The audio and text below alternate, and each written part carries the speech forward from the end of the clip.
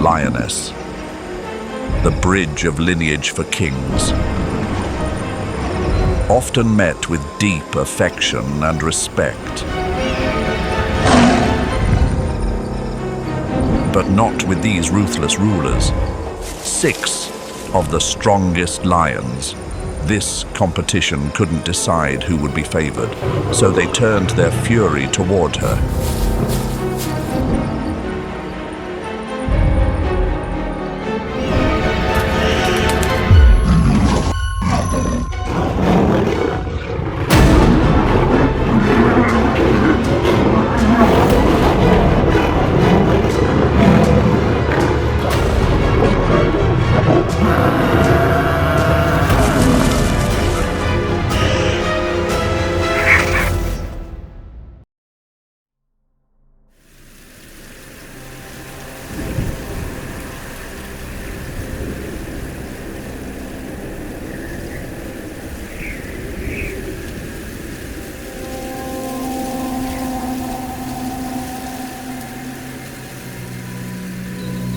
The serene beauty of the sunrise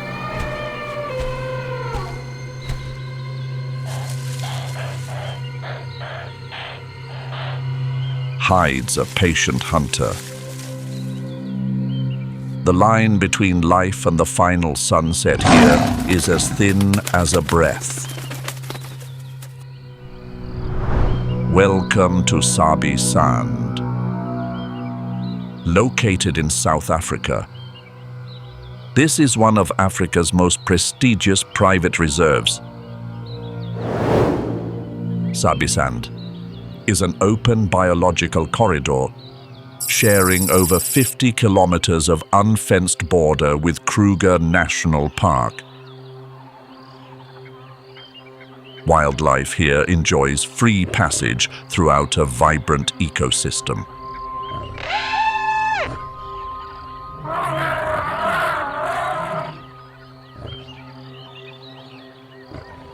The concentration of the Big Five here is truly incredible.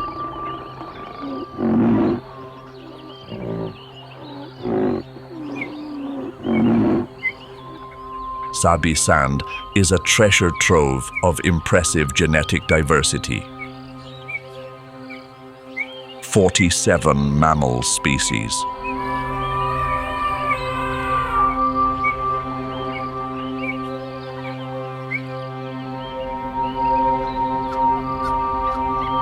More than 300 bird species, 57 reptile species, and countless amphibians.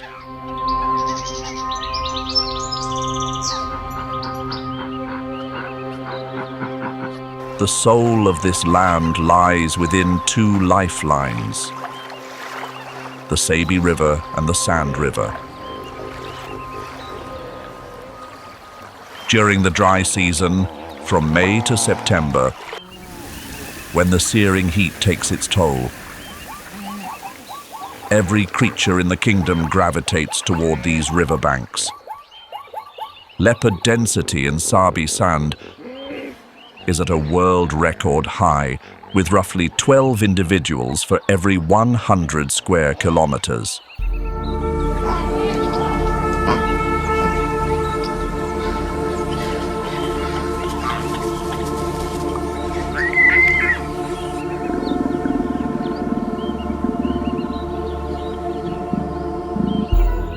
If Sabi Sand is a kingdom of hunters, then the leopard is its most noble and cunning phantom. However, in an ecosystem ruled by tyrants, every mistake has its price. The leopard has elevated survival skills into a fine art.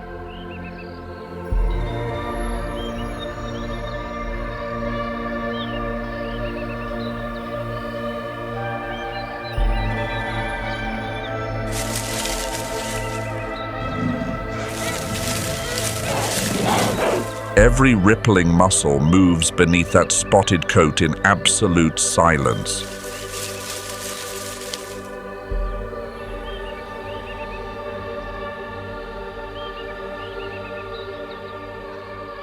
This meal will sustain it for several days. A scent of finality wafts through the breeze.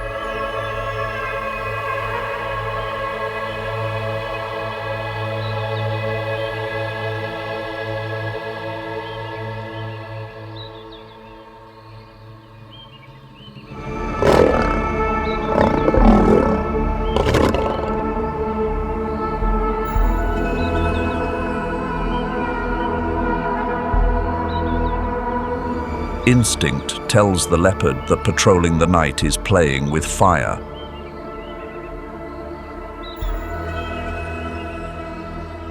In 2001, in the heart of Sabi Sand, the Sparta pride of lionesses gave birth to a generation that would change the history of this land forever.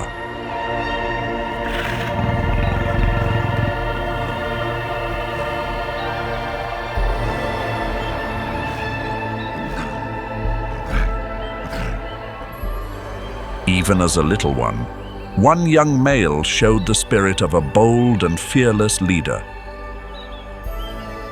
A biological brother stayed by his side, and they were joined at the hip.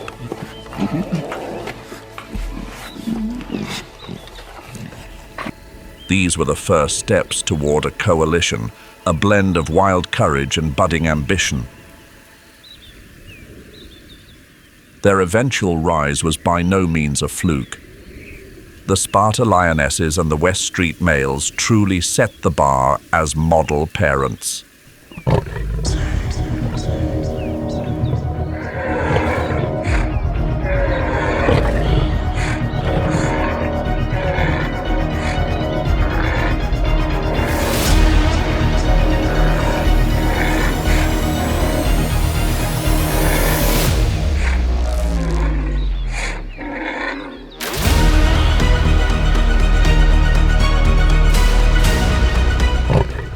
Under the guidance of these kings, they were growing into the bravest adolescents. Life lessons were constant in the field. During a chaotic confrontation in 2003, the Sparta pride was surrounded. Buffalo have a deep-seated rivalry with lions. They actively remove future rivals. That struggle left a deep mark on the Sparta pride.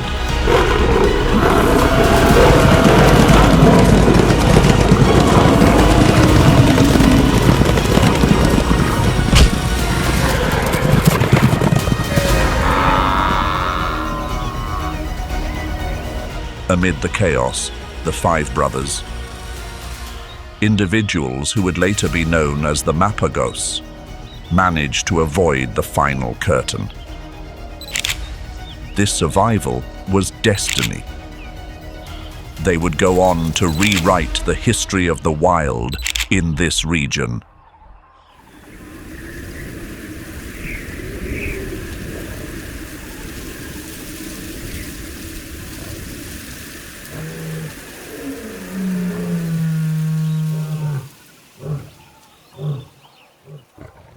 Not long after that event, a stranger appeared. A promising young male. He was about 4 years old. Makhulu. This was highly unusual. With the arrival of an outside male, intense challenges are usually the standard welcome for a newcomer. Experts believe that Makhulu was actually the offspring of one of the West Street males. And it was that familiar scent of family ties that spared him. At this age, rather than seeking out new territories to conquer, Makhulu acted as a protector for his younger brothers. This incredibly smart survival strategy helped him avoid draining skirmishes, while gaining time to refine his skills before truly stepping into his role as a conqueror. The younger brothers, the males who made it through the ordeal with the Cape buffalo, 5 names began to emerge as distinct figures. Scar, Pretty Boy, Rasta, Kinky Tail, and Mr. T. Being older, Makhulu was always the largest male lion. Mr. T, the most assertive and bold, did not dare to challenge him. He and Kinky Tail became thick as thieves, inseparable.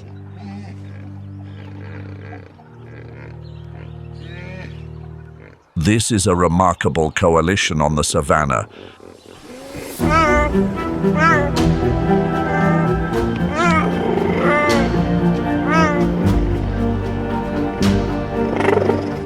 These slender predators are often biological brothers. There are also cases where lone individuals find one another, forming a non-related alliance to stand firm against a harsh destiny. A typical cheetah coalition is usually a task force of 2 to 3 males. But nature occasionally gets generous and forms squads of up to 4 or 5 members. Teaming up like this is similar to lions, focused on just 2 primary goals: territory and opportunity.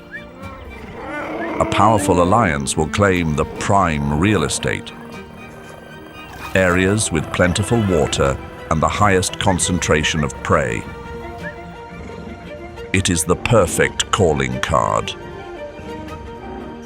to attract passing females. Their favorite meal is the impala, an icon of the African grasslands.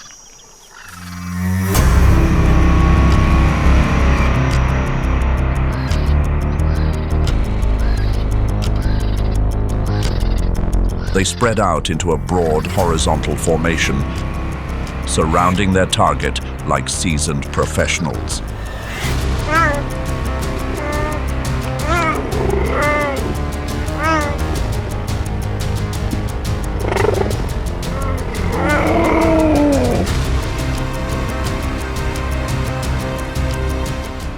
This bond goes far beyond just business. It is a lifelong brotherhood. But this alliance is not solely built for the chase. They must also watch each other's backs and provide safety against more dominant predators. These young hunters are nearly ready to strike out on their own. The word Mapogo in the Tsonga language means a group that works together. However, researchers named this pride after Mapogo Amathamaga, a security company in South Africa famous for its extremely stern ways of dealing with lawbreakers. In some local dialects, Mapogo also implies vigilantes or enforcers. At first, the Mapogos operated as scavengers. There were many times when these adolescent outlaws had to run for their lives. That harsh reality molded them into the most calculated hunters. As their skills were sharpened through many close calls, their frequency of hunting began to increase.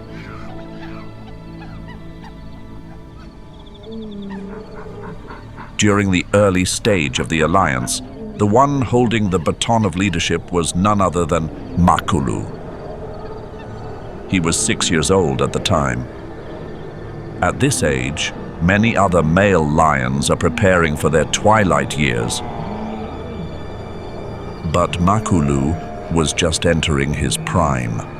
The reason was that staying with the pride longer than usual meant that by the time he entered the most challenging nomadic phase of a male lion's life, Makhulu was no frail youth. He showed that he was a true leader. Thanks to the strength and guidance of a seasoned big brother, the Mapogo lions gained a significant advantage much earlier than other males. This super coalition was no longer satisfied with small game. They began targeting massive opponents. From Cape buffalo to hippos, young rhinos, and even adult giraffes. A male giraffe can weigh 1,300 kilograms, more than 6 times the weight of an adult lion. Bringing down such a giant requires high-level tactical coordination. Having 6 male lions grow up together and remain so closely bonded is incredibly rare.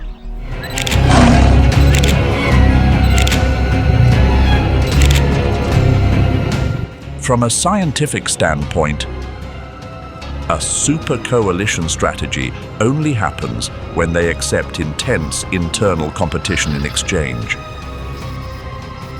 for absolute dominance and the best chance to pass on their legacy.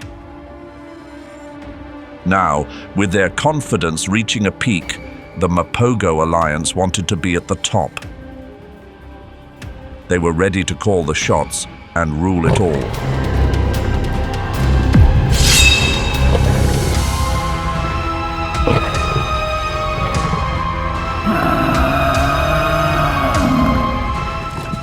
With a 50 kilometers open border directly bordering Kruger National Park,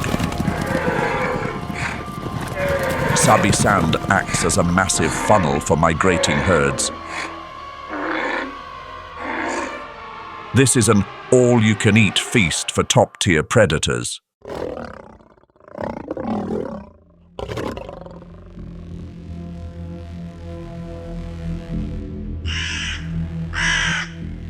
This endless bounty allowed 6 male lions to coexist in one coalition, without needing to turn on one another due to hunger.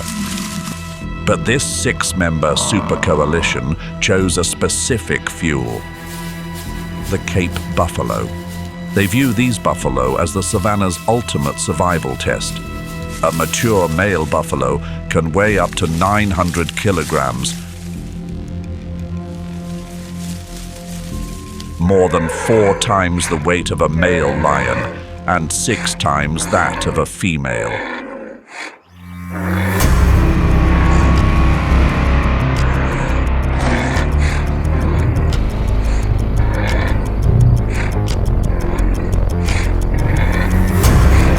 Buffalo are ready to surround, trample, or overwhelm predators to protect their kind. Targeting these high-stakes objectives was the key to building the Mapogo Empire. Bringing down a buffalo means taking in a massive amount of calories, enough to sustain the entire alliance for many days. Kinky Tail and Mr. T were always the most assertive during the final moments, turning each hunt into a display of raw power. Mr. T, the youngest, was more willing than anyone to fight for the lion's share.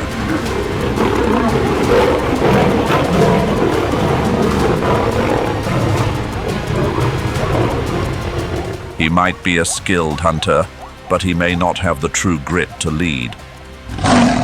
Makhulu always kept everything in its proper place.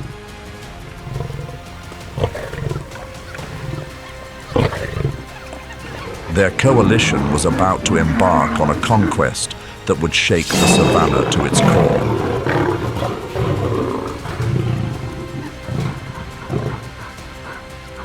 In 2006, shadows stretched across northern Sabi Sand as the 6 outlaws officially made their move. They arrived like a tidal wave, roaring and claiming their domain from the very first step. That was when the true shift in power began.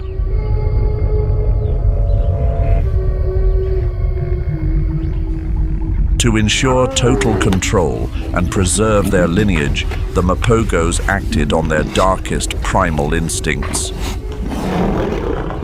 Most notably, the tragedy of the Ottawa Pride and its 11 cubs.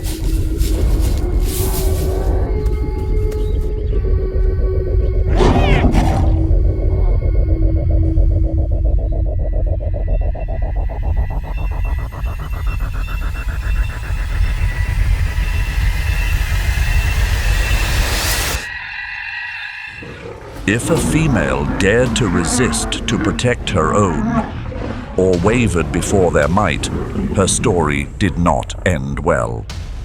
Typically, when taking the role of the dominant male, nomadic lions allow the females to remain, as they are the mothers and the primary providers for the pride.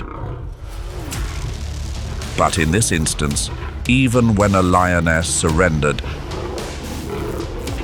and stood ready to serve the new kings, she still met a tragic fate. Within a year, experts estimate that over 100 lions fell under the paws of the Mapogo alliance. Their empire expanded at a breathtaking pace, swallowing nearly 70,000 hectares of territory. These figures reflect a level of intensity that was truly unprecedented. Beneath the heels of these 6 kings were more than 8 prides of lionesses, forming the most powerful coalition ever recorded in history. A male lion usually roars for about 45 seconds to 1 minute, before needing to rest from the effort.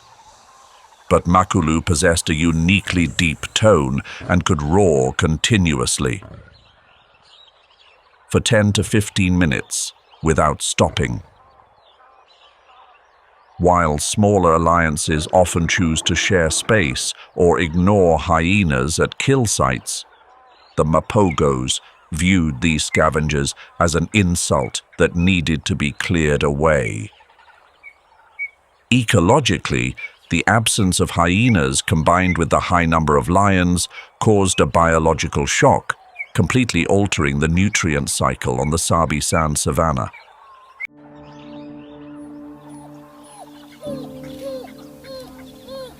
Ironically, the African wild dog reaped the greatest rewards from this unfolding drama.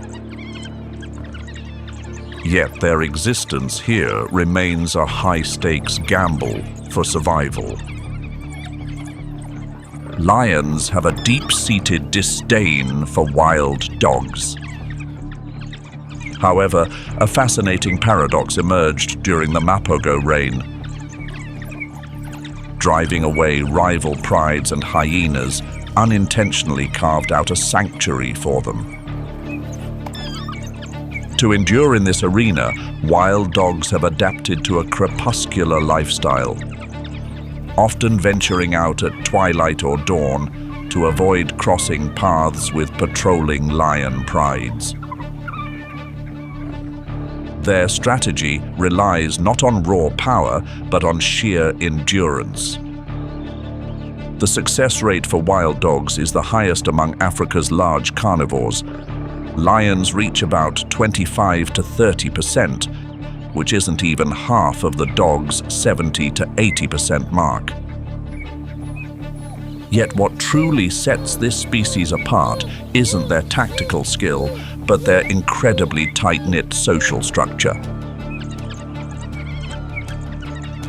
Wild dog society is built on a spirit of unparalleled support. The young are always given the first seat at the table. Adults will regurgitate food to provide for those who are injured, the elderly, or mothers tending to the den.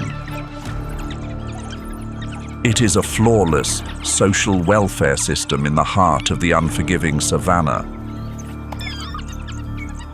They even practice a unique form of democracy.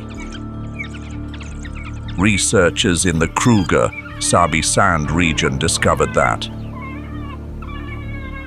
Before deciding whether to head out, the pack holds a vote by sneezing. This acoustic voting system showcases a sophisticated collective intelligence, helping them thrive right under the noses of the dark-maned rulers. In contrast to the African wild dog, the Mapogo lion's sense of unity is beginning to show some cracks in the armor.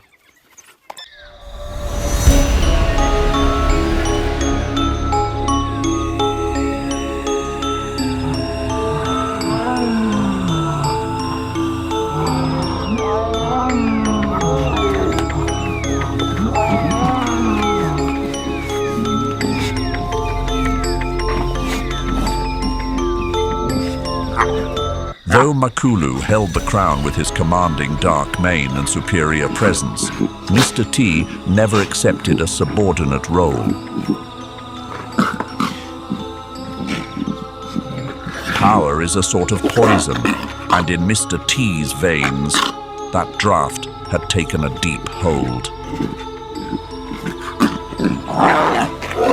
This pride reached a breaking point in a head-to-head clash between the two giants in 2008.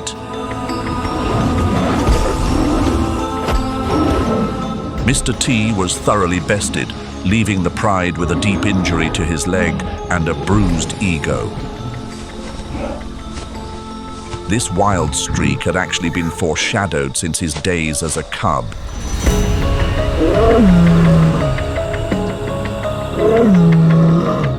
Mr. T and his right-hand kinky tail were always the trailblazers.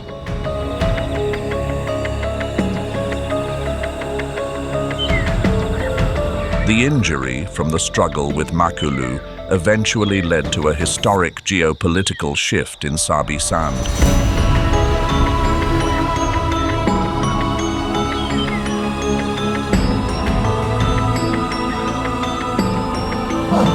The Mapogo alliance officially split in two.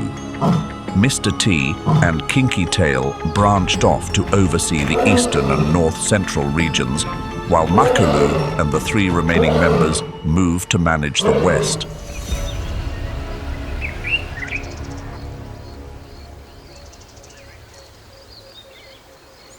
This division created two completely different worlds. In the west, under Makhulu's reign, a rare era of tranquility emerged. The dark-maned king proved to be an unusually patient father.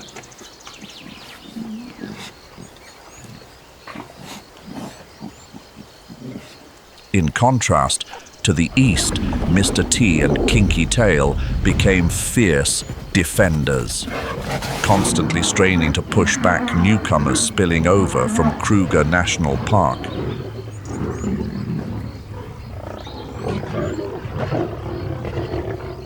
The Mapogo Alliance's division into two groups in 2008 was the first time in history a male coalition didn't simply fall apart, but instead actively divided the land.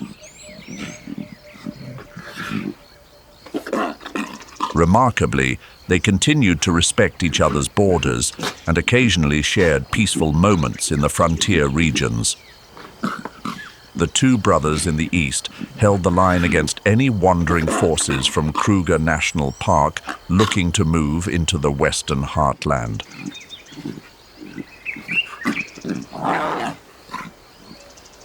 Do you believe Makhulu's patience in the west was the mark of a wise ruler, or was it Mr. T's intensity that truly kept the Mapogo's eastern border from folding under the pressure from Kruger?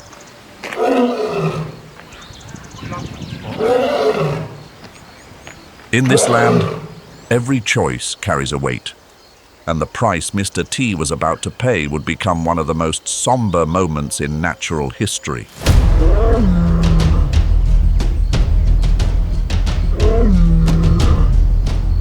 Every great empire is built on sacrifice, and the Mapogo kingdom was no exception.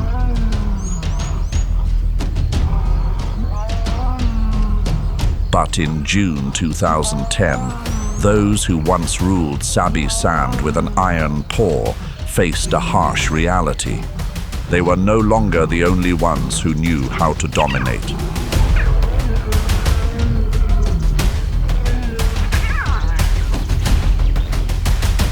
A new coalition of 5 young prime males named Majingilanes moved into the Eastern Territory.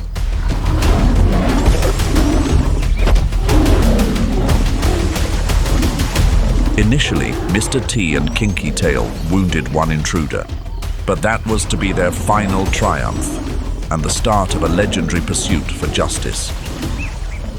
In the shadows of that night, the 4 remaining Majingilanes carried out a calculated strike.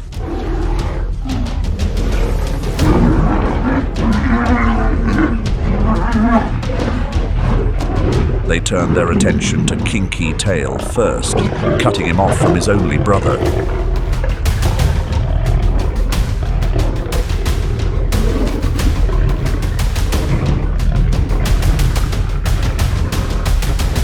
Facing the overwhelming force of 4 rivals in their prime, Mr. T was forced to make a heartbreaking choice.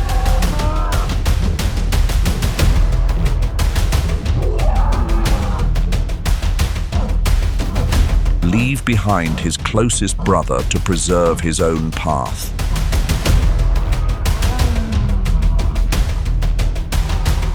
As soon as Kinky Tail was gone, the unyielding laws of the wild took hold.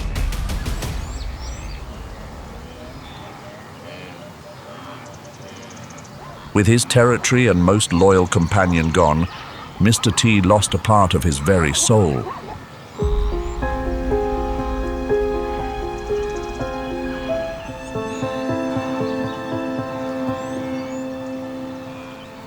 Wandering west, he was forced to seek shelter within his former coalition.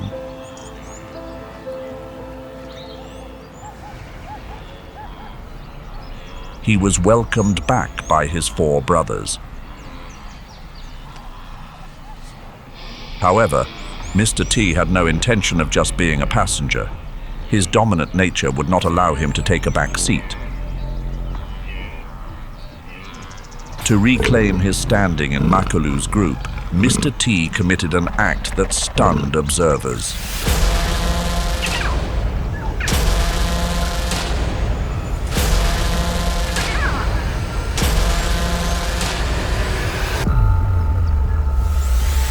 This went beyond simple survival. It was a bold assertion of power, making him the new ruler over the remnants of his own kin.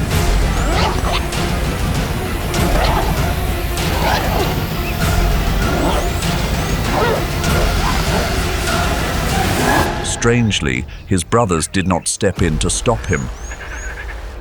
Physically, the other male lions were just as capable as Mr. T. In terms of numbers, they held all the cards, especially since the eldest, Makhulu, had bested Mr. T in a one-on-one encounter back in 2008. This surrender didn't come from a lack of strength. It seemed the older brothers, after so many years together, had thrown in the towel to Mr. T's sheer intensity and hunger for control.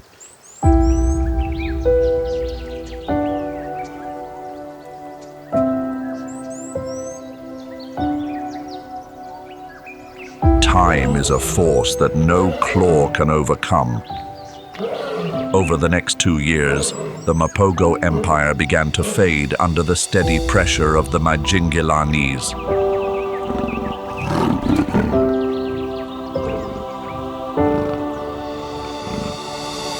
Rasta and Pretty Boy vanished without a trace. The legendary alliance was now down to an aging trio. Makhulu at 14 years old, Scar at 12 years old, and Mr. T at 10 years old. The final chapter for the ruler began on March 16, 2012. A coalition of 5 young males called the Salatis moved in, focusing their efforts on Mr. T.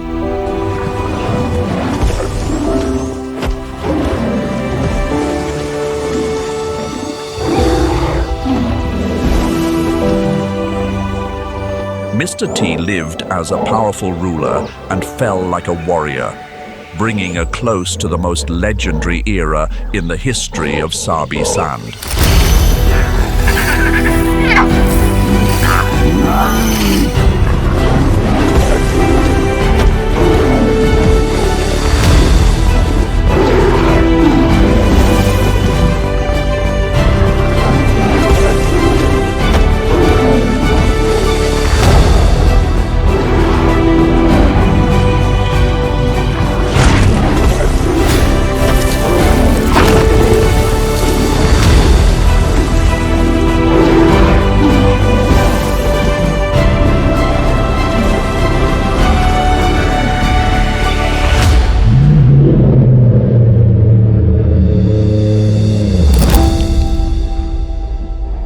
Their legacy is more than just a memory of strength. It is a vivid testament to how far the most capable can push the boundaries of survival and influence.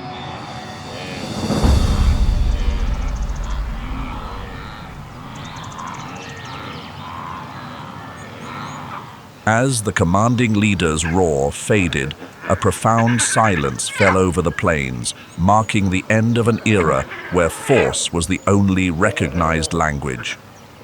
The last high survivors, Makhulu and Pretty Boy, experienced the heavy weight of being bested. They lost everything: territory, pride, and influence, drifting into Kruger National Park like shadows of the past. Pretty Boy reached his journey's end shortly after, but Makhulu, the dark-maned king with superior lineage, survived Chogen 2013.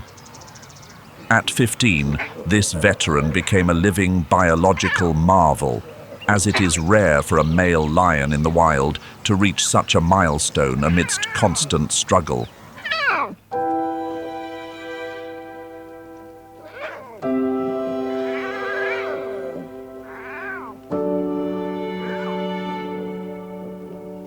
Though the Mapogo coalition dissolved, their presence still haunts Sabi Sand through a complex genetic web.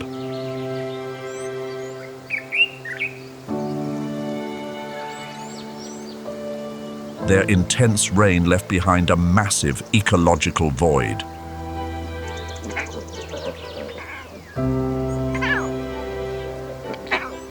Yet, the Mapogo lineage never truly vanished. It flows through the veins of their offspring, who are quietly waiting in the wings to restore order.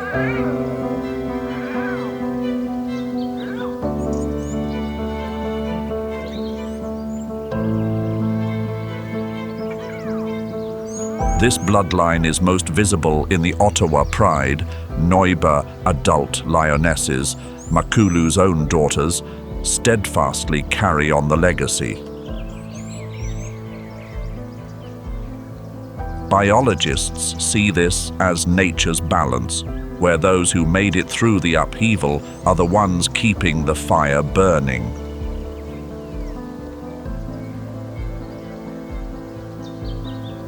This network reaches as far as the Tsalala, Mangeni, and Ntsevu prides.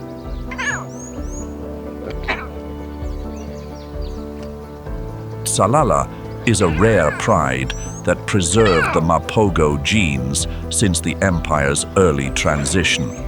Splitting from the Mangeni Pride in 2012, Sao young lionesses formed the Ntsevu Pride, expert hunters whose buffalo handling skills rival their legendary fathers. Today, the Ntsevu breakaways with Bon young males are growing rapidly. They possess confident, dark manes.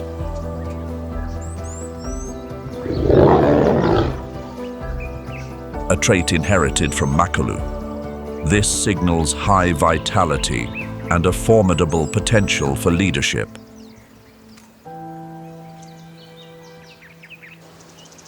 Finally, one must mention the Kambula males. Though they are sons of the Birmingham Coalition, Their mothers are from the Ntsevu pride, meaning they carry the renowned Mapogo blood.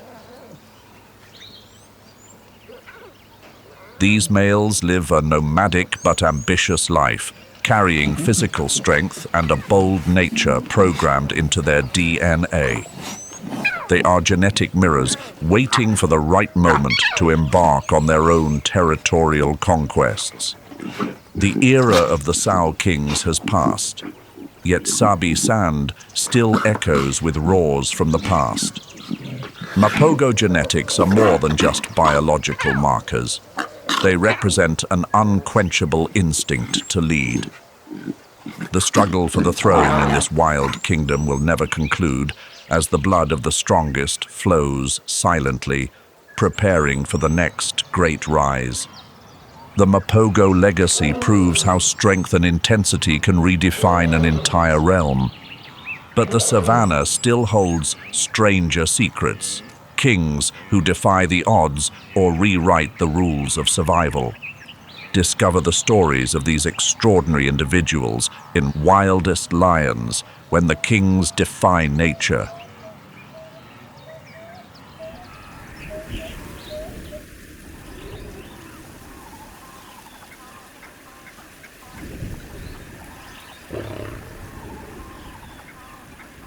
The arid Kalahari, a basin of 900,000 square kilometers, spanning Botswana, Namibia, and South Africa. It bears witness to a grand paradox of nature, named the Okavango Delta, the only river on Earth that chooses to die amidst the desert rather than seek the sea, and also the 1,000th site to be recognized as a UNESCO World Heritage Site.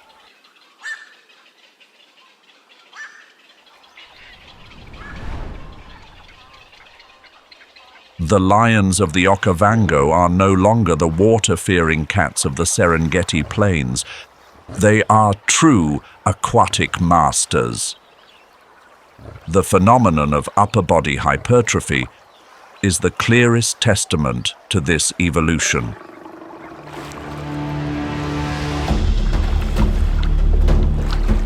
Continuous movement through chest-deep water acts as a natural resistance workout.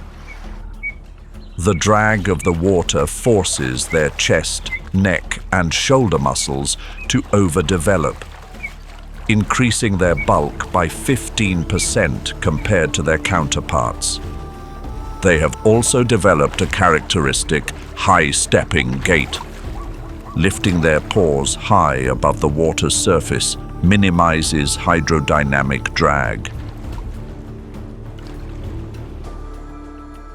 The adaptation to the waters has transformed the lion into a vital part of the spiritual beliefs of indigenous tribes like the Baye and Hambukushu.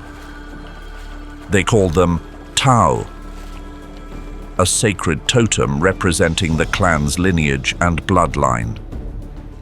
Harming a lion is an absolute taboo, equivalent to attacking one's own ancestors.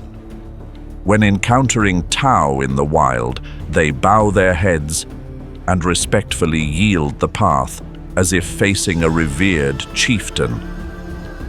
They believe that deep within those amber eyes reside the souls of the departed.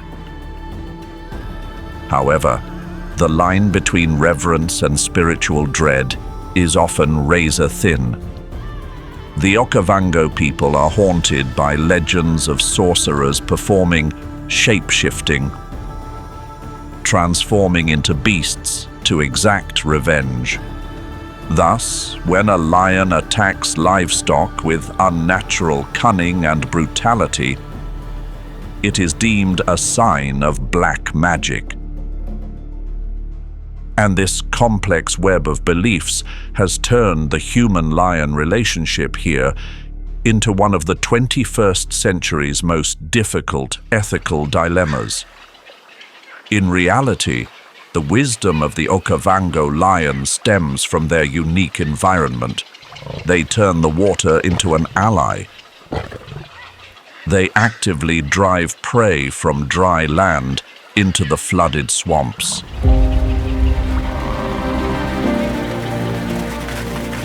The prey's small hooves sink deep into the mud under the water's pressure. Meanwhile, the lion's broad paws act like snowshoes, allowing them to move agilely across the soft substrate. The lion's killing technique in the Okavango has also been modified to adapt to the aquatic environment. Instead of the typical suffocating throat bite, they execute a drowning technique. One jumps onto the back to add dead weight, while another clamps shut the nose. Death comes from water flooding the lungs, much faster than oxygen deprivation. But most interesting is the emergence of a culinary culture. Isolated prides develop distinct hunting specializations passed down through generations. Some prides at Dubar Plains dedicate 90% of their time solely to hunting Cape buffalo, ignoring other prey. Others become experts at digging burrows to hunt warthogs. And there are also individuals that target livestock within the local enclosures, known as kraals.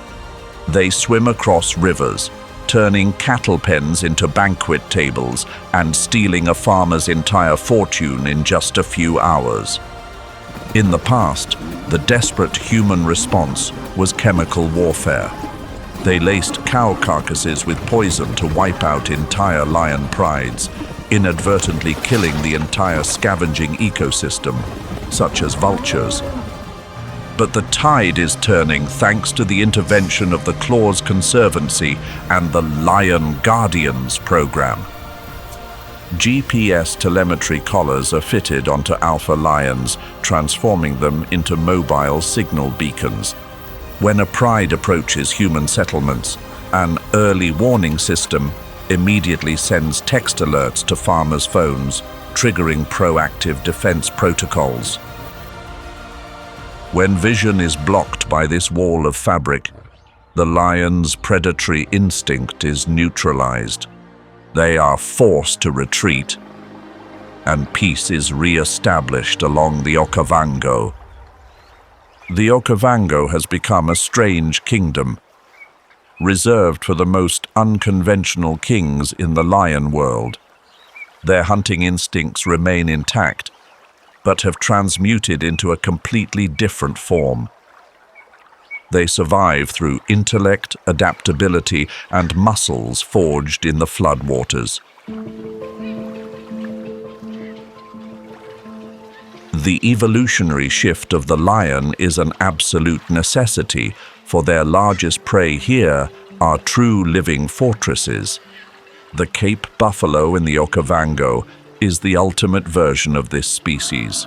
Abundant water and grass year-round have nurtured physiques far superior to their counterparts in arid regions. The Cape buffalo conquers this flooded plain with an ultimate weapon positioned right on its forehead, the boss, the horn shield. In mature males, the two horns do not grow separately. They develop and ossify, fusing together in the center of the forehead to form a bone patch hard as a boulder. In battles for power, this horn absorbs horrific impact forces, and when facing lions, it becomes an impenetrable shield. This structure is so hard that bullets can ricochet off it, and the claws or fangs of a predator are utterly hopeless in piercing the skull. In the Okavango, the Cape buffalo has also learned to transform nature into its own personal armor. They coat themselves in a layer of dry mud several centimeters thick, like a biological suit of armor. It resists the scorching sun of the tropics. And more importantly, it is the only barrier against the millions of bloodthirsty horseflies of the swamp.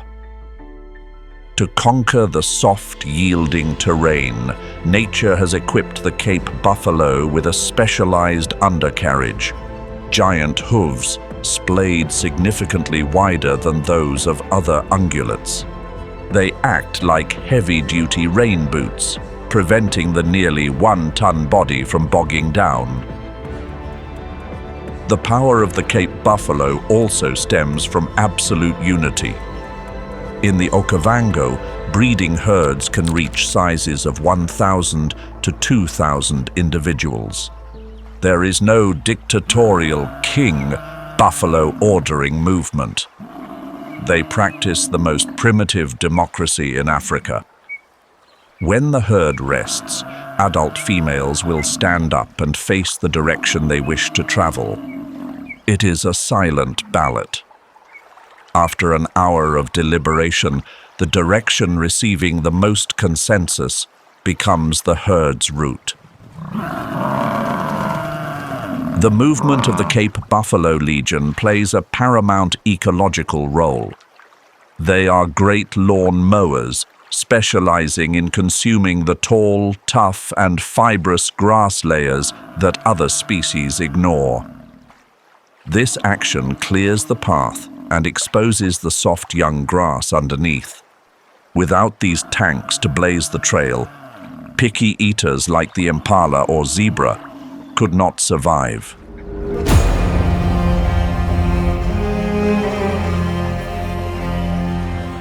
But the Cape buffalo's pathfinding journey is not always smooth. The lions are always lurking by the water's edge. In the Okavango, the rules of hide-and-seek are abolished. There is no tall grass for cover like in the Serengeti, forcing the predator to use psychological warfare. They make their presence openly known in broad daylight. A pride of 10 to 20 lions lines up abreast and brazenly approaches the buffalo herd. The hunt begins with the lions' bluff charges. This is how they test the reaction of the buffalo. Those that stand their ground and stare back will be tough targets. Conversely, those that flinch or panic will be the weakest link. When chaos erupts, the lions actively drive the target into flooded channels. They hope the deep mud will lock the legs of the 900-kilogram prey. The moment the target is isolated, the tactical formation is deployed like a professional rugby team. One locks the legs, another locks the jaws, and the strongest, weighing up to 200 kilograms, will ride the prey's back.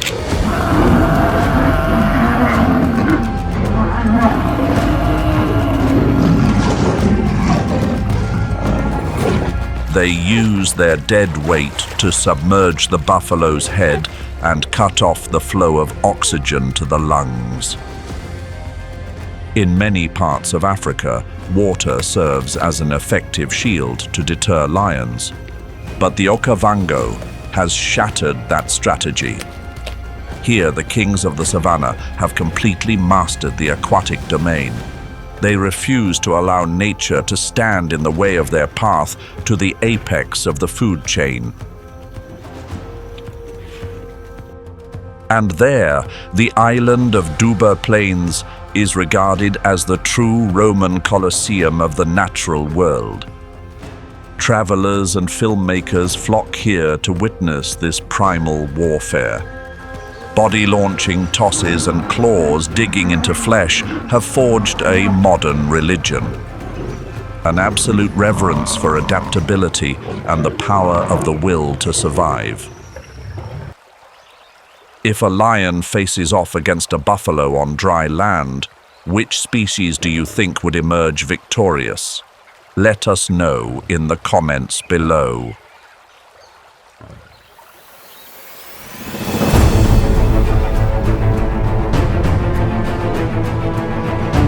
But the hippo remains a force not to be trifled with. Even the Nile crocodile, a hunting machine armed to the teeth with cutting-edge weaponry, must be wary. These two species often bask in the sun side by side. It is a deceptive piece. A mature hippo can snap a 3-meter crocodile in half, like breaking a dry twig. So the crocodile chooses forbearance to reap the benefits of commensalism. Hippos churn up the mud and defecate, attracting schools of fish to feed. The crocodile simply lies there, and the food delivers itself right to its mouth. Occasionally, lions also become targets of the Nile crocodile. Underwater, they are clumsy creatures. Many majestic pride males have been dragged forever into the darkness by those cold jaws.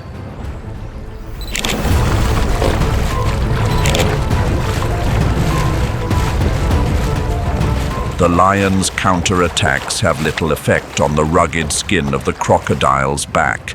These are osteoderms. Beneath that bony layer lies a dense network of blood vessels. They function like living solar panels, absorbing heat to warm their cold blood, helping them withstand the icy floodwaters of the Okavango winter. But the Nile crocodile's true weapon lies in the tiny black dots along its jawline. Integumentary sensory organs. They are 10 times more sensitive than a human fingertip. In the pitch-black water of the swamp, they easily detect vibrations in the water from a distance. And deep in their bellies lies a heavy secret. Gastroliths, stomach stones.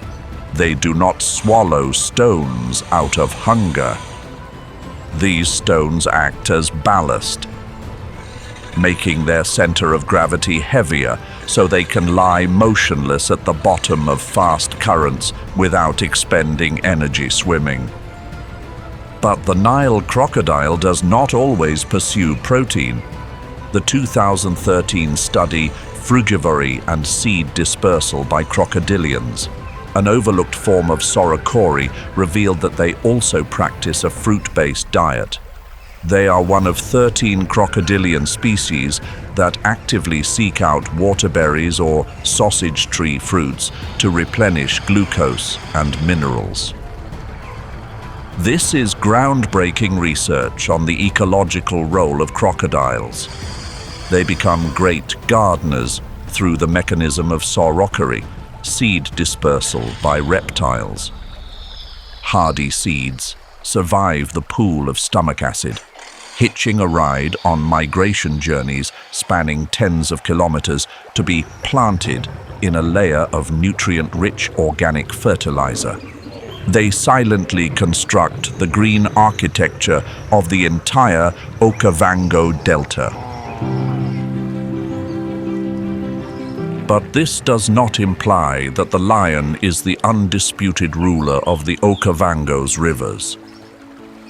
Every time they plunge into the water, they face a multitude of grave risks, and one of them is the hippo. Nature has endowed them with a periscope design. Eyes, ears, and nose are positioned on the same plane atop the skull. This allows their 3-ton bulk to remain completely submerged to escape the sun while maintaining absolute vigilance. The hippo's sensitive naked skin is protected by a unique biochemical mechanism, a secretion of hipposudoric acid resembling blood sweat.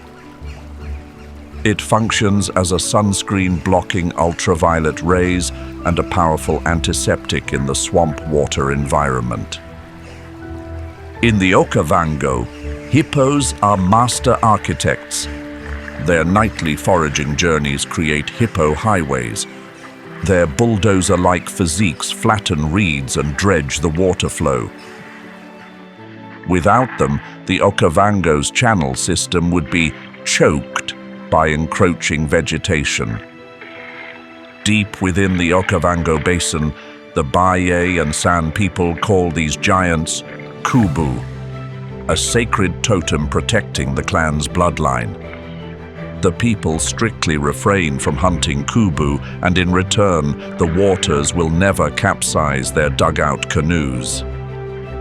And folklore has woven a beautiful myth to explain the biological behavior of this animal. Legend tells that to be granted permission by the creator to take refuge underwater to protect its sensitive skin, kubu must not eat fish.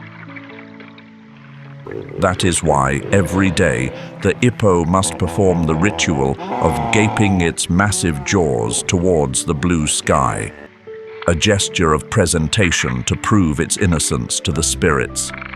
That between those deadly canines, there are absolutely no fish bones, only green grass. This is how the ancients romanticized the scientific truth of a giant herbivore living amidst the kingdom of fish. Underwater, the hippo is king. No matter how well a lion swims, it must flee in panic if it encounters this titan. There have been numerous records of hippos charging lions to rescue in prey, or simply out of sheer hatred for the intruder. They confront lions with a maw capable of opening up to 150 degrees. A pair of lower canines, 50 centimeters long, are self-sharpening like razors. Their bite force reaches 8,100 newtons, 3 times that of a lion. A single snap is more than enough to shatter the femur of an intruder. But on land, the balance of power shifts. At the height of the dry season, when hippos must trek kilometers to find grass, lions will not hesitate to block their retreat.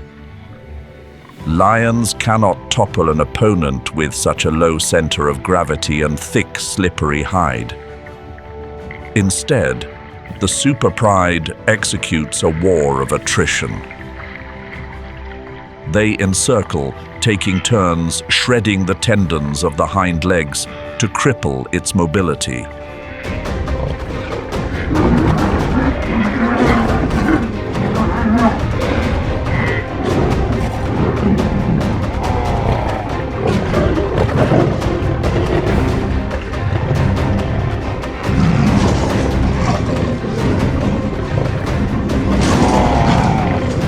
A life or death gamble, where a single turn of the hippo's head can cost a lion its life, and a single misstep by the hippo will transform it into a grand feast for the entire kingdom.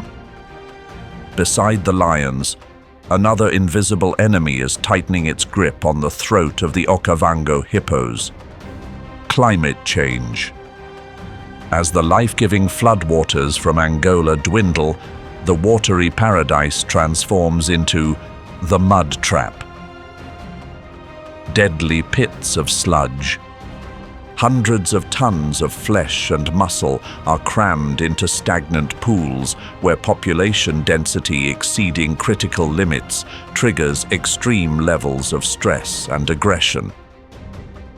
But the true tragedy lies at the microbial level. The polluted environment becomes a perfect petri dish for Bacillus anthracis. Outbreaks sweep through the population like a storm, turning the kings of the swamp into floating corpses, poisoning the water source for the entire ecosystem.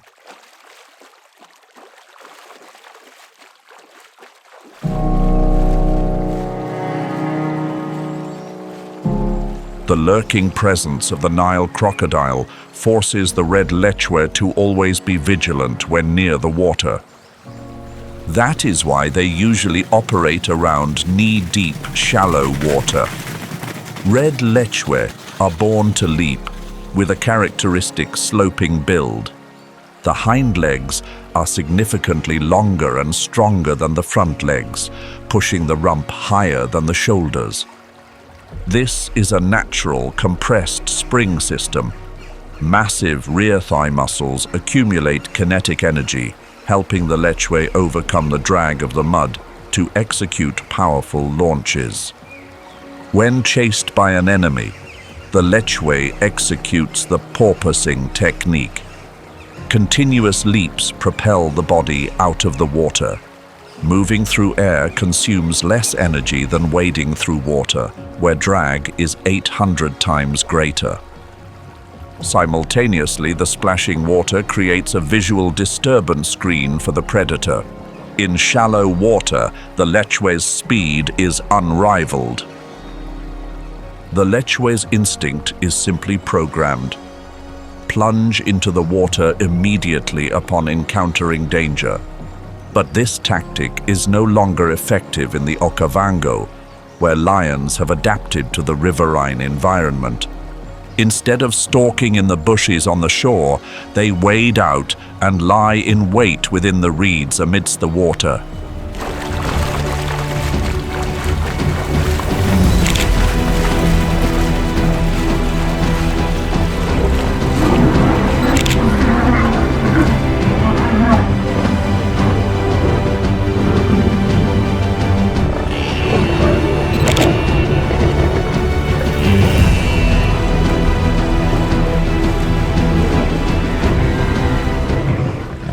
However, the battle still has its physical limits. Lions can only win at the water's edge or in very shallow water. Once the lechwe reaches chest-deep water and activates porpoising mode, the Lion King can only watch in helplessness. The love life of the lechwe is as harsh as their habitat. Come breeding season, hundreds of males gather at a small, open patch of land. Each occupies and fiercely defends a patch of land just a few square meters. They clash, display horns, and use urine to mark that tiny territory. Female herds stroll through this brutal love market. They hold soft power, freely choosing to mate with males occupying the most central positions. The strongest among the strong. That is how they ensure a strong and quality future generation. Leaving behind the aquatic paradise of the Okavango, we venture toward the northeast of Botswana, Savuti, a forgotten land lying deep within Kruger National Park. Here lies the mysterious Savuti Channel, also known as the Ghost River, one of the most erratic hydrological veins on Earth.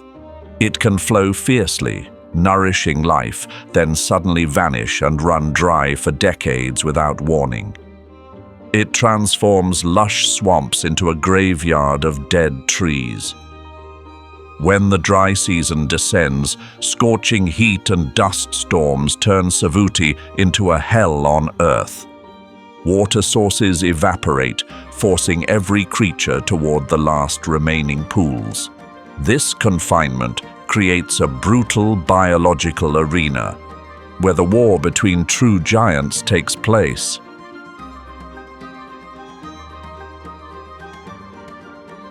As the last drops of November evaporate, tens of thousands of elephants, famished and exhausted, trudge toward the remaining mud wallows.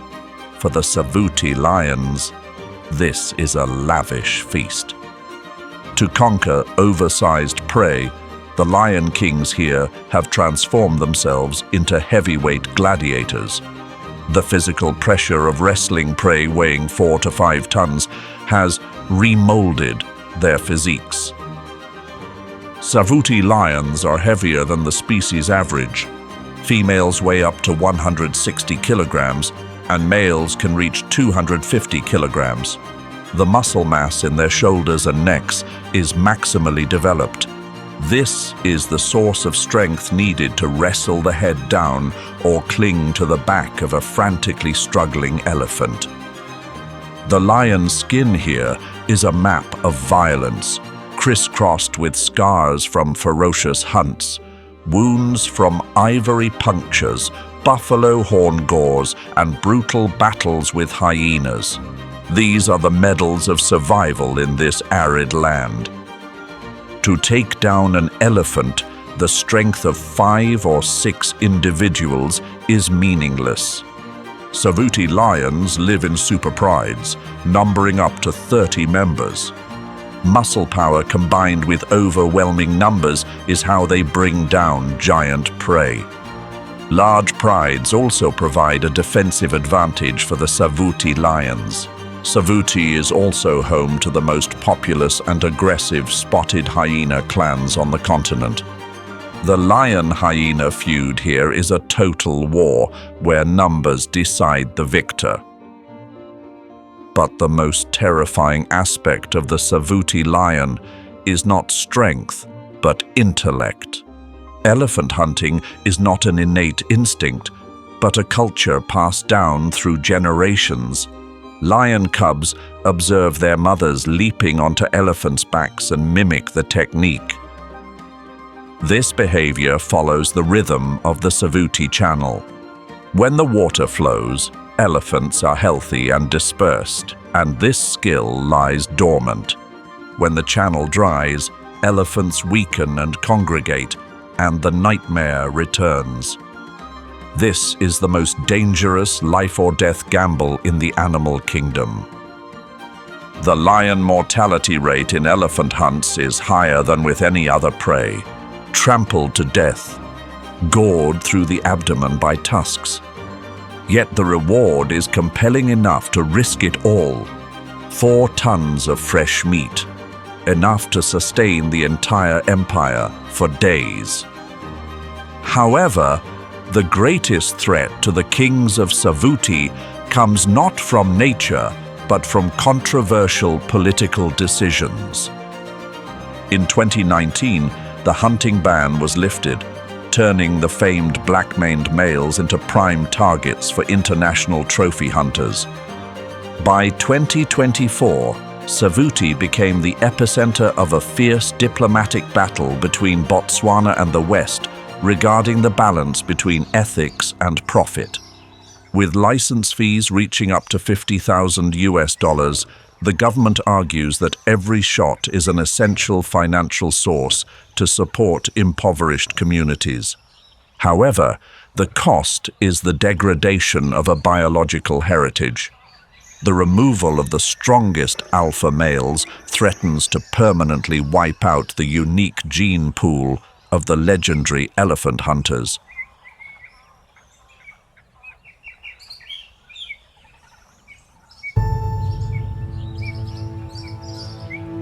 But the elephant is not the lion's only enemy in Savuti. This is also the domain of the perfect bone-crushing machines, the spotted hyena. In Savuti, carcasses of elephants and buffalo are scattered. Hyenas utilize jaws with a bite force of 1,100 pounds per square inch to pulverize giant femurs left behind by others. Their digestive system is so powerful that their droppings are chalk white because they consist almost entirely of calcium. But spotted hyenas are not the dedicated scavengers that movies often portray them to be. Savuti is the very battlefield on Earth that has completely rewritten the biological definition of this creature. Here, 80% of their diet comes from active hunting. The classic documentary Eternal Enemies exposed a bloody decades-long clan war where hyenas do not just steal kills, but are also ready to purge vulnerable lion cubs. They are supreme hunters with intelligence that surpasses chimpanzees in group coordination. They can chase prey at speeds of 60 kilometers per hour continuously for distances up to 5 kilometers. To confront lion superprides, Savuti hyenas gather into superclans. Each clan boasts up to 80 members, operating under the leadership of a single queen. Ecological overlap pushes them into an endless war with lions, a war where numbers decide everything. When outnumbering the enemy 4-1, hyenas will actively attack. They execute mobbing techniques to surround and disorient the lion. They rush in to tear at the lion's rump and hindquarters, inflicting bone-shattering wounds. To retaliate, Savuti male lions execute the most brutal punishment, assassinating the matriarch. They actively hunt down the alpha female of the hyena clan. Without the leader, the entire clan falls into chaos and loses the will to resist. Do you support Team Lion or Team Spotted Hyena? Let us know your choice in the comments below.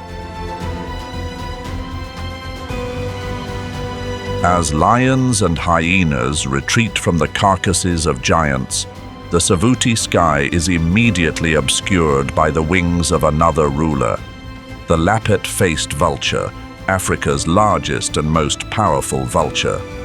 A wingspan of up to 2.9 meters transforms them into heavy bombers.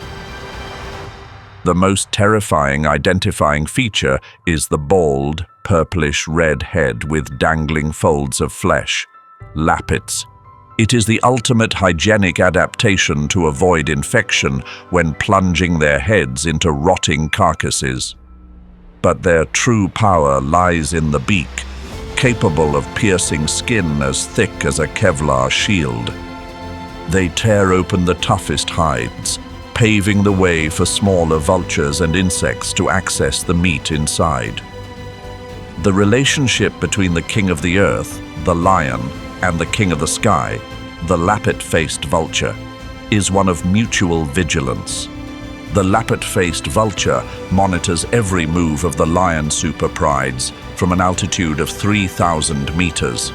When lions make a kill, they patiently perch on surrounding dead trees, a signal of death notifying the entire savanna of where blood has been spilled.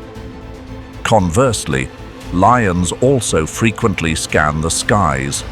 If they see lappet-faced vultures congregating to land, they know there is free food available. But at the banquet table, the vulture king is a bully. Their massive size allows them to drive away jackals and white-backed vultures. They only back down when a lion or hyena returns. Nevertheless, they remain a crucial link in clearing bacteria and pathogens from the dead lands of Savuti.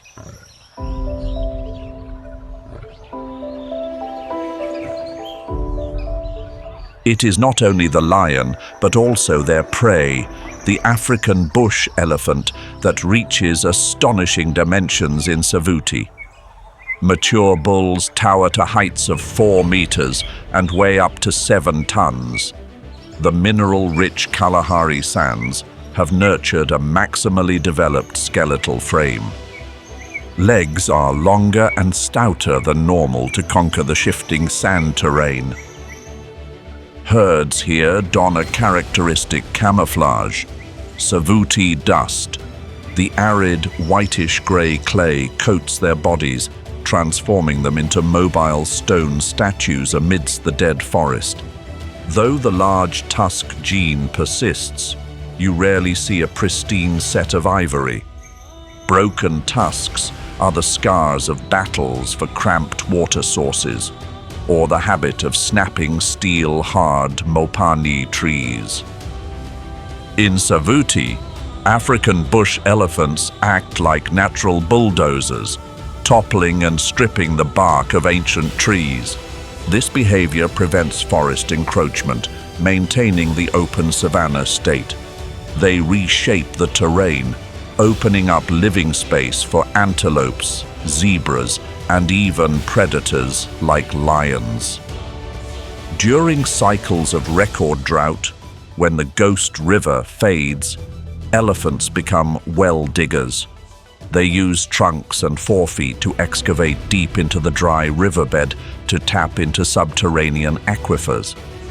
When they move on, these pits become life-saving oases for the entire ecosystem.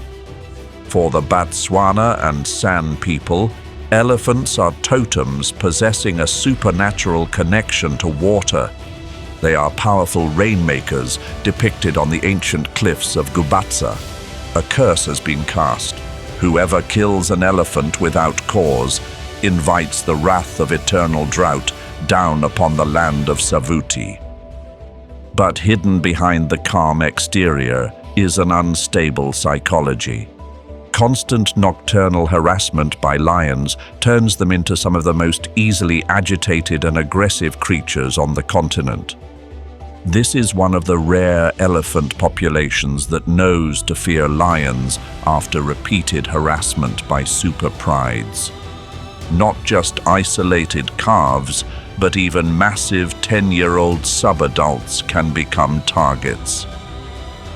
When attacked by lions, Savuti elephants deploy a military formation, the phalanx. Under the command of the matriarch, the herd immediately forms a fortified defensive circle. The tiny calves are shielded absolutely. Outside is a wall of ivory and trunks, ready to hurl away any intruder. And when the opportunity arises, they actively seek revenge on the lions.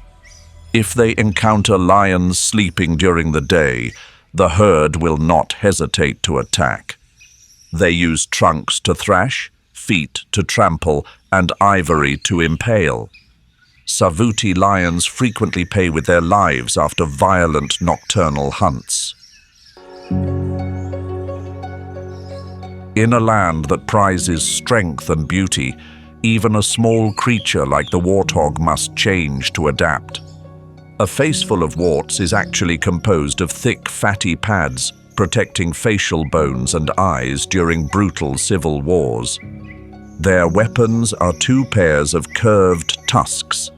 The upper pair curves inward for parrying. The lower pair is shorter but razor-sharp, self-sharpening every time the mouth closes. These are biological daggers capable of disemboweling an enemy in a single strike. To survive in arid Savuti, the warthog developed a kneeling feeding technique. The front knees have thick, callous pads, allowing them to kneel for hours to root for tubers and succulent bulbs. In Savuti, lions prioritize hunting elephants, but that does not mean they overlook the warthog. To them, a warthog is like a light snack. But this prey is far from easy to catch. When pursued, they enter aardvark burrows by backing in, pointing their sharp tusks toward the entrance. They are ready to charge straight at any lion foolish enough to stick a paw or face inside. But the Savuti lions have found a way to counter the warthog's tactics. Some prides here have developed specialized excavation skills.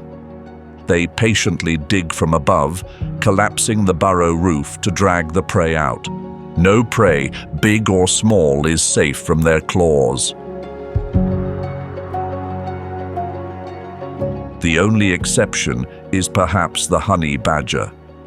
A creature weighing only about 10 to 12 kilograms, yet entering the Guinness Book of World Records with the title World's Most Fearless Creature.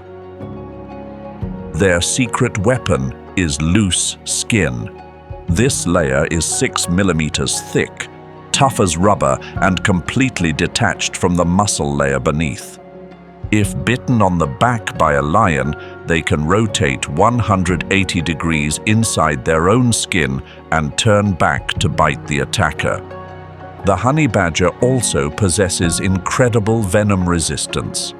A specialized immune system allows them to survive bites from puff adders or black mambas, species abundant in Savuti. They may fall unconscious for a few hours, then wake up and finish eating the snake that just bit them. In Savuti, lions often choose to ignore this little madman. To kill a honey badger, a lion must spend hours gnawing on the tough hide. Meanwhile, it must endure frenzied clawing and a pungent odor from the badger's anal glands. The energy cost to pay is simply too high. However, during severe droughts, when hunger clouds reason, lions are forced to attack.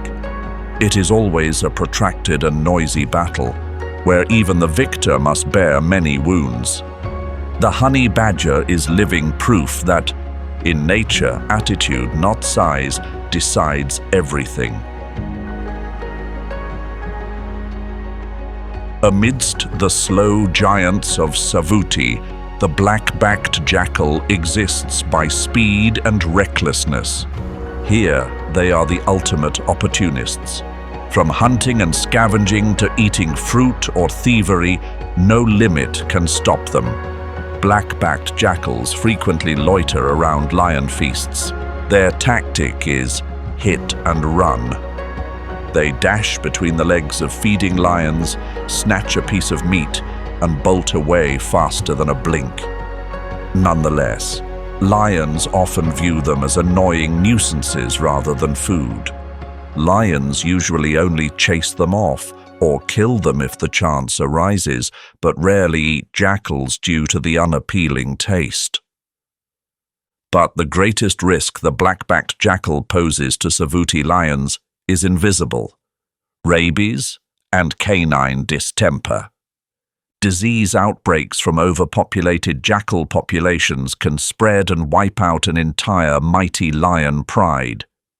In this biological war, the smallest creature holds the weapon of mass destruction.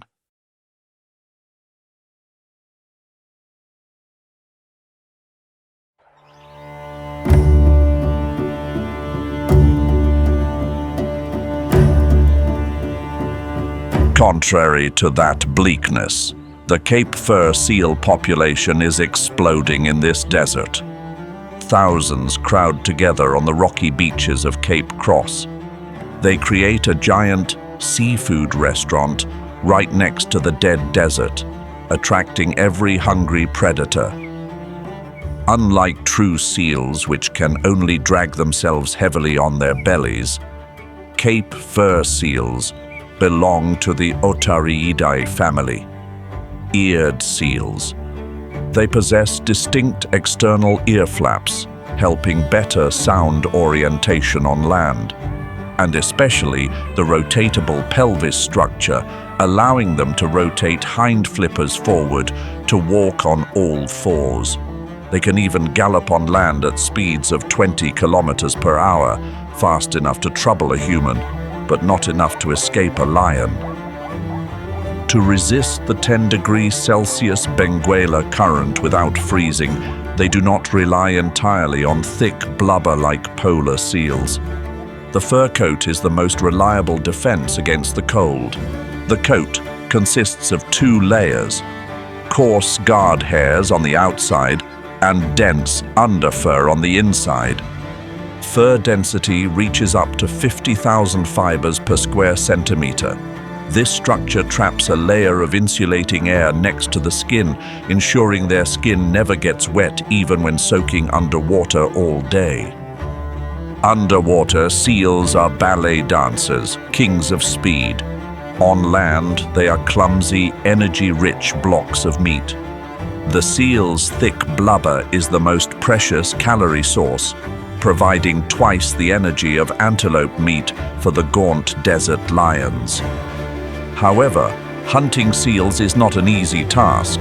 Mature male seals weigh up to 300 kilograms and are extremely aggressive when defending territory. Their mouths are full of toxic bacteria from decaying fish. A seal bite can cause severe necrosis, capable of killing a lion after a few days due to sepsis. Thus, lions usually target pups or females. Lions are renowned as the top predators on land, but in the Namib, they are gradually expanding their hunting grounds. Every seal taken down is a challenge, a competitive message sent to the rulers of the ocean's food chain.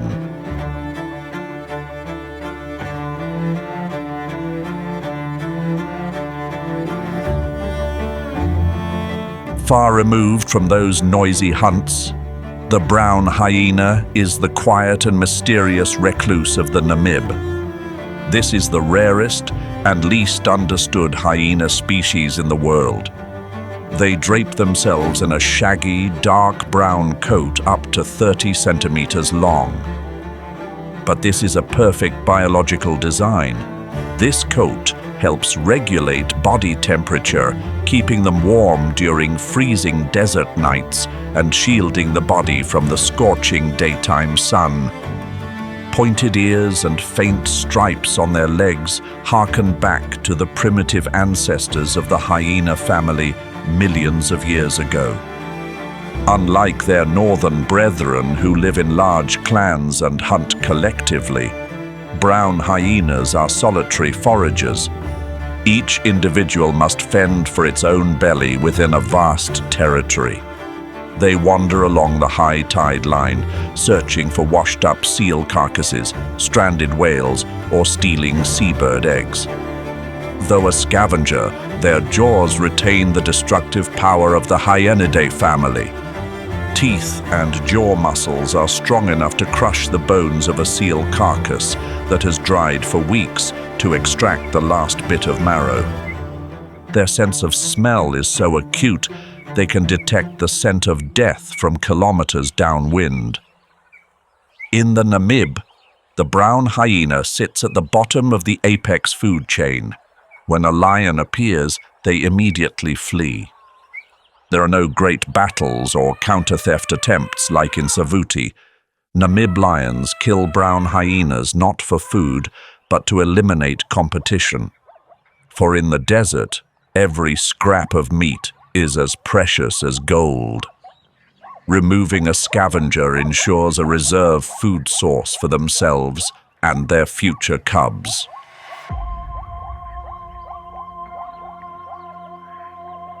Heading southwest of the dark continent, giant fiery red sand dunes plunge straight into the frigid Atlantic. Namib, the oldest desert on the planet with an age of 55 million years. Portuguese sailors of old called this coast the Gates of Hell. And the indigenous Bushmen call it the land God made in anger. Here, average rainfall is less than 10 millimeters per year. Ground temperature can cook an egg by day and freeze by night. Life seems impossible to exist, but in this harsh void, a legend has been rewritten. In the Namib, lions are not the well-fed kings sleeping under acacia shade like in the Serengeti.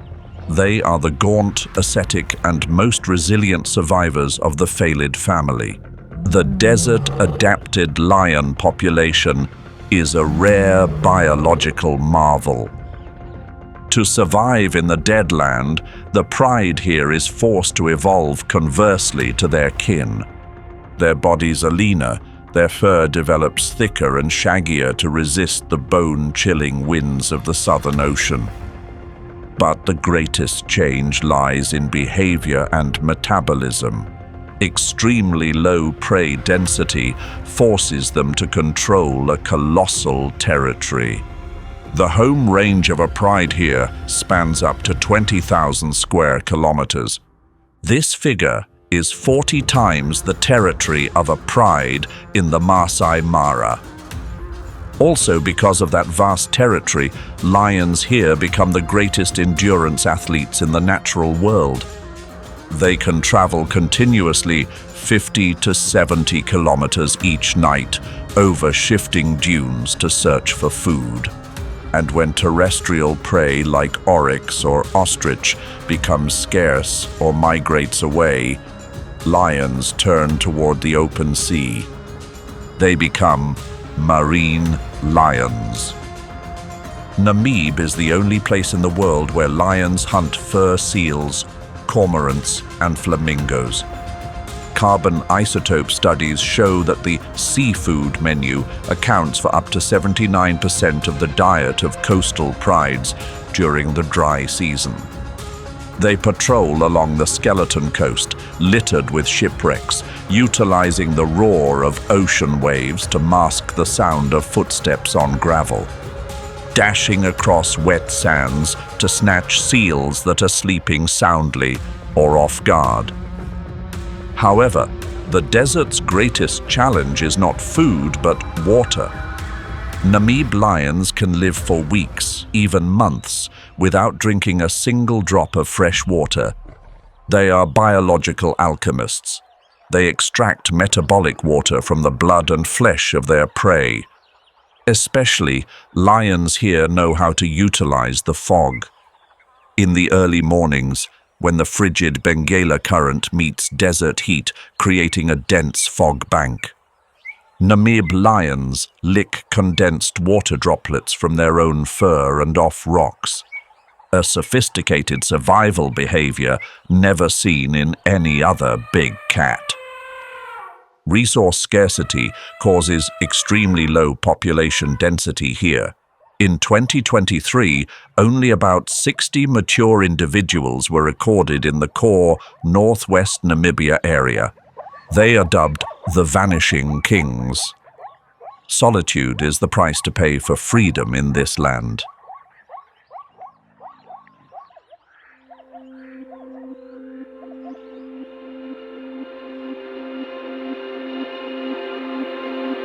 Leaving the coast, heading deep into the burning inland dunes, we meet the symbol of resilience and lethal beauty, the Gemsbok. Their signature identifying feature is the striking black and white mask and a pair of horns straight as two spears. These horns are up to 85 centimeters long, sharp as needles and hard as steel.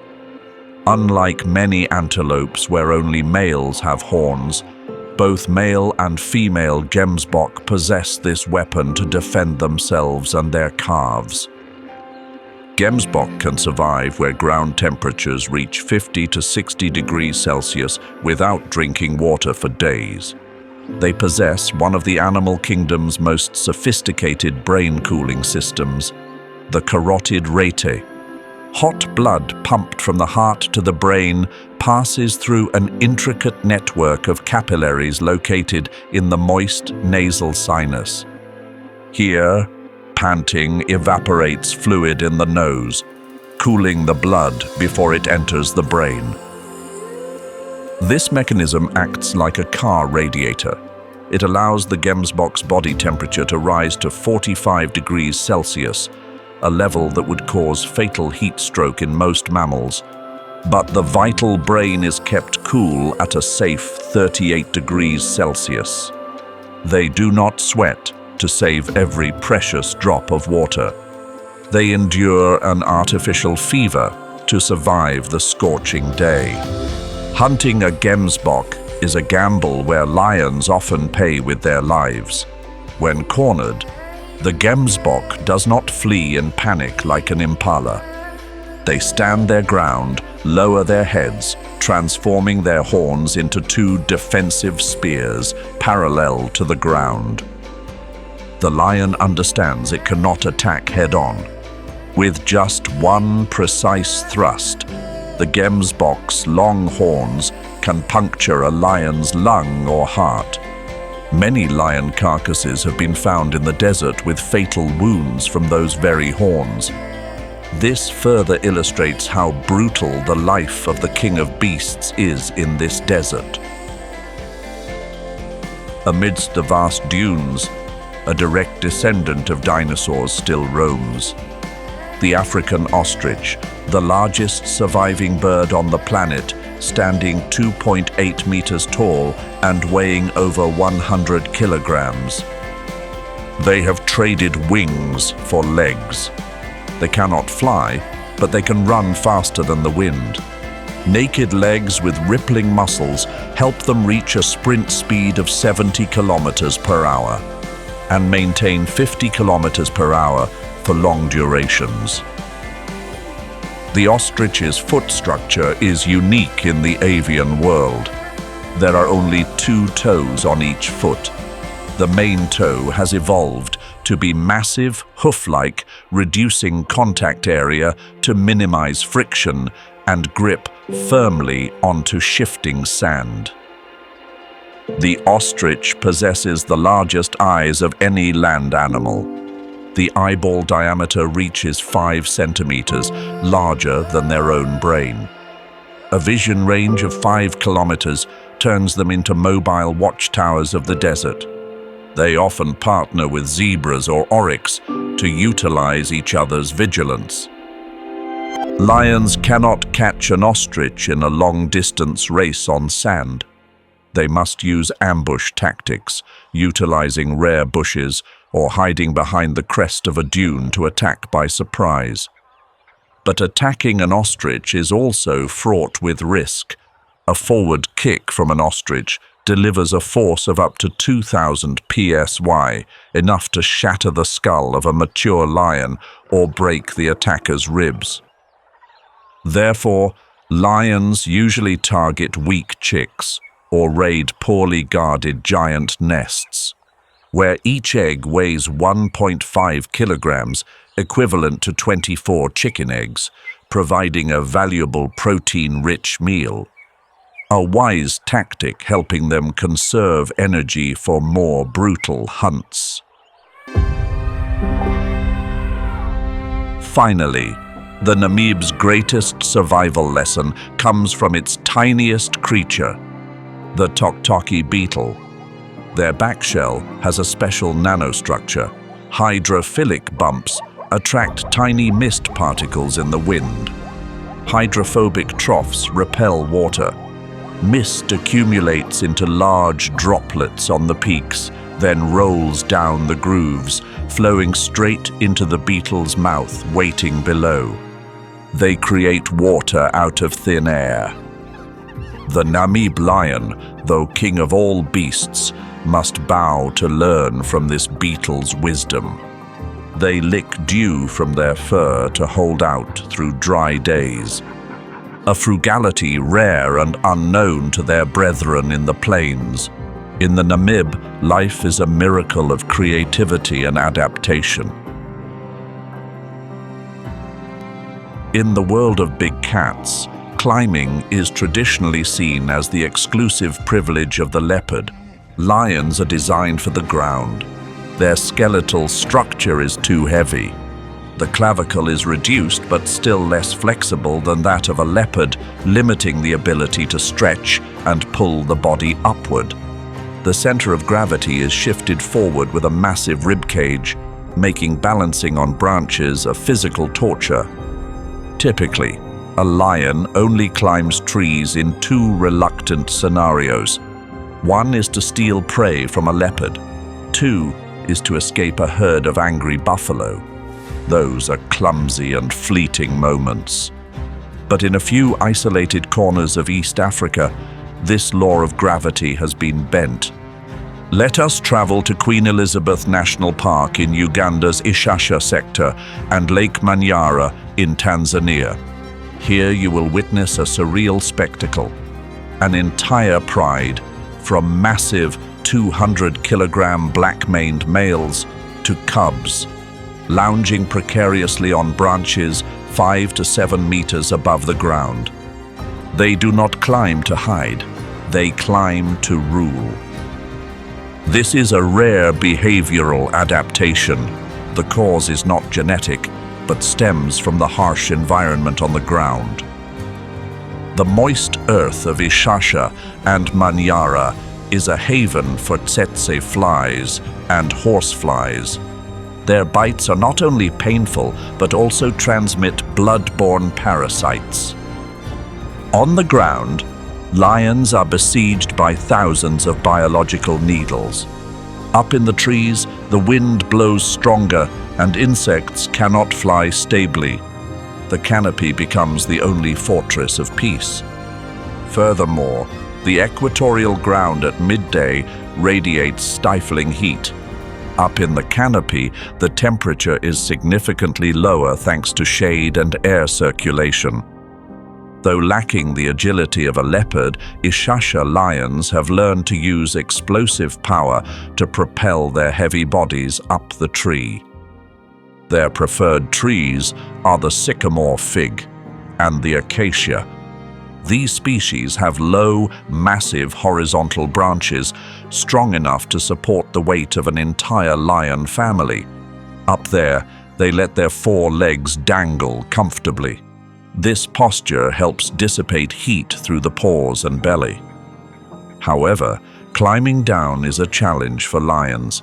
They cannot rotate their ankles to descend headfirst like leopards or cats. They must climb backwards or jump down clumsily. This is when the Lion King looks least majestic. But once settled on high, they possess a deadly tactical advantage: panoramic vision. From this balcony, they can observe every movement of prey in the sea of tall grass without being detected. Under the shade of the trees where lions sleep lies the domain of the most abundant protein source in the Ishasha ecosystem: the Ugandan kob, an endemic antelope subspecies, a national symbol solemnly appearing on Uganda's coat of arms. They possess a vibrant golden-orange coat and a more muscular and stocky build than the impala. The most unique feature of this species lies in its breeding behavior: lekking. Instead of dispersing over vast territories, hundreds of males gather at an open clearing called a lek arena. Each occupies a circular patch of land, only about 15 to 30 meters in diameter. Here, hormones cloud reason. They are engrossed in displaying strength, locking horns, and calling to entice females. Ishasha lions know the map of these fresh meat supermarkets by heart. They choose sycamore trees right next to the lek to rest. When night falls, the lions simply slither down, and the feast begins right where the antelopes are intoxicated in their dance of love. If the kob relies on numbers, the topi relies on speed and high alert. This is one of the fastest antelopes on the dark continent. Topi possess a strange appearance with a sloping back structure. The shoulders are humped high and slope down towards the rump. This aerodynamic design helps them achieve explosive velocity in a split second to escape a cheetah's claws. Their coat is a metallic purplish red, with black patches on the face, legs and thighs, creating the look of an iron-clad warrior. In Ishasha, the topi's most characteristic behavior is acting as a sentry. They have a habit of standing motionless for hours atop tall termite mounds. This position gives them superior visibility over the head-high elephant grass. Topi possess excellent vision, specializing in detecting stealthy movements in the grass of lions or leopards. But their fatal blind spot is the sky. Millions of years of evolution have programmed into topi genes that danger always comes from the ground. They scan the horizon continuously, but rarely look up at the dense canopy overhead. Tree-climbing lions exploit this biological software error thoroughly. On hot days, topi herds often move under fig trees to seek shade or pass through roadside thickets. They are unaware that death is draped right above them. A free-fall drop from a height of 4 meters, utilizing gravitational acceleration combined with a mass of 150 kilograms. The lion delivers a thunderous blow to the prey's back. The impact force is enough to break the neck of a mature topi instantly. Before its Godspeed legs can activate, its fate has been decided from above. Sharing the aerial space with lions is an ecological nightmare, and the victim suffering the greatest psychological pressure is the Angola colobus. The name colobus comes from ancient Greek, meaning mutilated, because their hands have completely lost the thumb, leaving only 4 long fingers curved like hooks. This is a perfect adaptation for brachiation movement, swinging from branch to branch. They glide through the canopy like phantoms, rarely setting foot on the ground. The colobus digestive system is a complex fermentation factory. The stomach is divided into multiple chambers containing specialized bacteria to break down cellulose, allowing them to eat old leaves and toxins that other monkeys ignore. Normally, colobus are strictly arboreal. Their natural enemies are eagles or chimpanzees. But in Ishasha, lions have invaded this safe territory. Although lions are too clumsy to chase monkeys on small branches, their presence has blockaded vital travel routes. The monkey troop is isolated and forced onto fragile outer branches. The tension reaches a climax. Just a minute of inattention when descending low to pick ripe figs, or a disastrous slip, and the colobus will face a wind-shearing slap from the big cat. Moreover, the contrasting black and white coat, which helps them identify each other in the dense forest, now becomes a conspicuous target in the eyes of the predator lying in ambush right next door. In the kingdom of tree-climbing lions, nowhere is absolutely safe. Contrary to the elegance and elusiveness of the colobus, the olive baboon are the thugs of the savanna woodland. They are the most intelligent and highly adaptable monkeys in Africa. In Ishasha, baboons act as the supreme security system of the entire forest. They operate flexibly both on the ground and in the trees. Their keen eyesight is the nemesis of the camouflage tactics applied by tree-climbing lions. When detecting a lion lying in a tree, baboons do not flee in silence. They execute psychological counterattack behavior, collective harassment, or mobbing. The entire troop will surround that tree from higher branches or safe adjacent trees. They scream, bare their teeth threateningly, and shake branches violently. They even use biological weapons, throwing dry branches, rotten fruit, and defecating directly onto the lion's head below. The characteristic wahoo bark of male baboons echoes for miles. It acts like an air raid siren. That is how baboons notify the entire forest populace, from cob antelopes to warthogs, of the predator's exact location.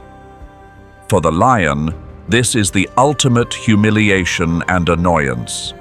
The element of surprise, the lion's most critical weapon, is completely stripped away. A peaceful afternoon nap turns into an auditory and olfactory torture. Many lions, no matter how powerful, are forced to climb down and leave because they cannot stand this raucous harassment.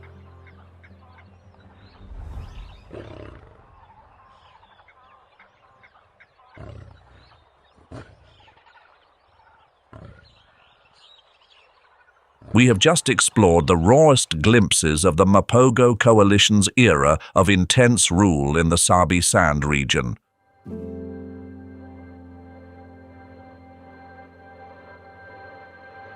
Which figure from today's episode gave you the most food for thought regarding the natural world?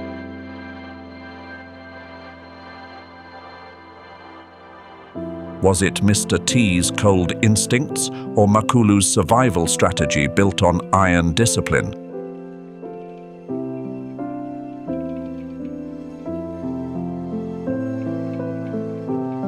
Please share your thoughts in the comments section. Your understanding is the greatest tribute to these magnificent creatures.